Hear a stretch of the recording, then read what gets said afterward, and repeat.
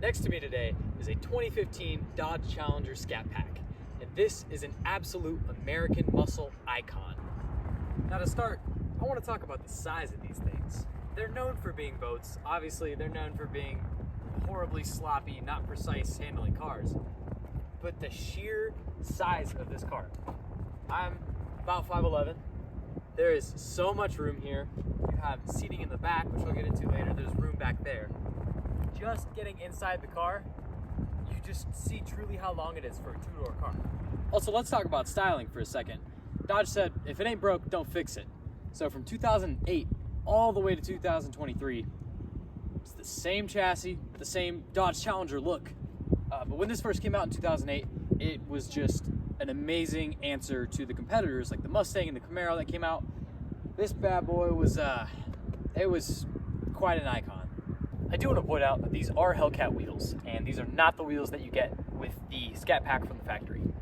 As for this interior, you wouldn't expect too much from a Chrysler, but there's actually some super nice materials in here, and that might be because it was optioned better, but these seats are bolstered incredibly nice, which, by the way, these two front seats are absolutely massive. They are huge. You could fit a very, very ginormous person comfortably in this front, and it's fine, and it's a two-door coupe. But the shifter, it's fine, nothing special about it. The steering wheel, it's that classic Chrysler. You see it on the Dodge Journey, the Dodge Caravan, a lot of other Dodge Chrysler products. The screen is not horrible, but it's a little behind on the times. This is a 2015, however. You do get a sunroof. Of course, it was optioned with that.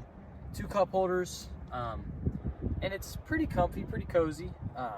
Build quality in general, I'd give it like a 6 out of 10, just because of the buttons and the panel gaps and stuff like that. But the materials, it's rugged and it's nice. Now as for the back seats goes, the materials used in this specific Scat Pack are very, very nice. You get the same bolstering that you get up front. You get super nice leather here. There's nice stitching around it. Pretty nice for Chrysler, of course. 2 cup holders that fold down, just standard stuff. It is a coupe, so you don't get too much space. When the seat goes back using this lever right here, it clicks, and well, this one's set really far back and really far down, but the knee room is just not amazing. Put it back like this, you're sitting, you do get an armrest back here, but your head's kind of hitting it, and there are little head divots to help, but your head hits the ceiling and your knees are definitely hitting the seat if the passenger is not being great. And an honorable mention to the cool fuel cap that says fuel on it. That's super satisfying to open and to close. Now with it being a 2-door car, these doors are still massive, like probably the length of 1.5 times a Miata door. So despite it having this massive rear end, when you lift the trunk up, only this tiny little portion comes up. But the space you get inside is insane for a 2-door coupe. Again, for reference, I'm 5'11", and I'm laying down very comfortably. Probably 3 or 4 more of you could fit back here with the seats down, of course. And you could probably fit like a 60-inch TV back here if you really needed to. So you could definitely daily this with 0 regrets. So because this particular Scat Pack is super optioned out, it has the metal flake paint, it has the super nice interior, and it has this stripe, which also is because it's a Super Beat. So the reason that this is a muscle car is what lies under the hood. So the reason that this is a good muscle car is because under the hood, you get a 6.4 liter Hemi V8 that's naturally aspirated, producing about 485 horsepower and about 475 foot-pounds of torque.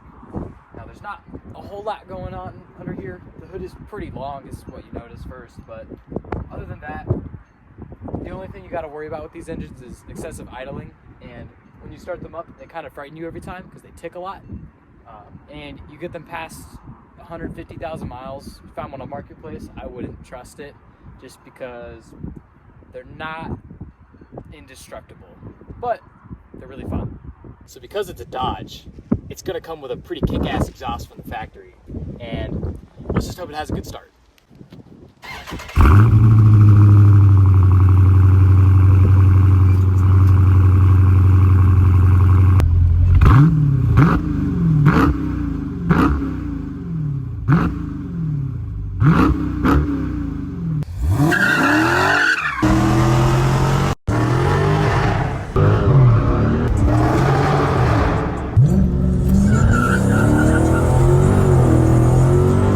So with this interior in general, you can see that the gauges are kind of pseudo retro, but not really. And speedometer goes up to 180. The engine revs out to about 7, but it redlines at 6. With these paddle shifters, it's kind of hard to see, but there's only the top half of the paddle shifter and the bottom half is like auxiliary controls. The turnstock is the cheapest piece of Chrysler crap ever, but it does the job, I guess. And you don't buy the car for the turnstock, you buy it for the engine. The screen here is actually super interesting. You get a lot of data, like these timers, gauges. Well, there's Chrysler for you. But yeah, you can see all your temperatures for pretty much anything you want. G-force when it loads. Thanks, Chrysler. It goes back, forth. Whenever you're accelerating, you can pull a lot of G's from this thing. When you're braking pretty hard, you can see it. And you do also, in the controls, you get the mirror dimmer and the heated and ventilated seats, plus a heated steering wheel. So it's pretty optioned out. It's also worth noting that you push this apps button and a bunch of stuff pops up. You get all the good stuff here. And you go down here with your buttons.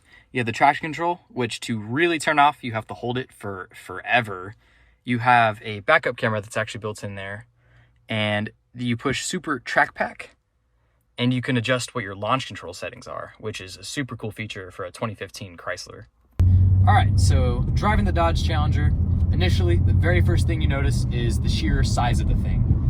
Again, it's a two-door car, but it weighs over 4,000 pounds, and it is just a big tank of a vehicle. You kind of just, you're driving a house, basically. It is paired to an 8-speed transmission, manual mode, and drive mode. Pretty simple, a lot of cars have that. Again, these paddle shifters are really weird, but they work just fine. The blinker is pretty cheap feeling, and it's really far away. Driving position is, it's take it or leave it, it's fine. And these seats also, they swallow you. They're huge. Like, they really, really do swallow you. But ignoring all those good and bad things, but the good things are really good. You don't buy this car for the seats, right? You buy it for the engine. And the noise in here it's fine. It's fairly reasonable. There's nothing crazy to say about it. But when you get on it, you can really hear it from inside the cabin.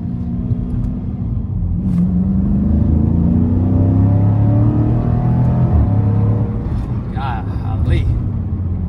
That's also one thing to talk about is it goes really fast, but it stops really fast. These brakes are the best brakes I've ever had in any car that I've driven so far, which is super important when this car weighs as much as it does and has as much power as it does. Anybody can just pick one of these up for 25, 30 grand in pretty good condition, especially for this year. So if you're gonna have bad brakes on it, you're not gonna have a good time. It stops good, it goes good, it just doesn't handle, which is the kind of elephant in the room. Of course it doesn't handle, it's a Dodge Challenger. But that's not really what it's for, You buy it for the big engine, and you sure do get a big engine. It's big, it's loud, it's naturally aspirated, it's in your face, it just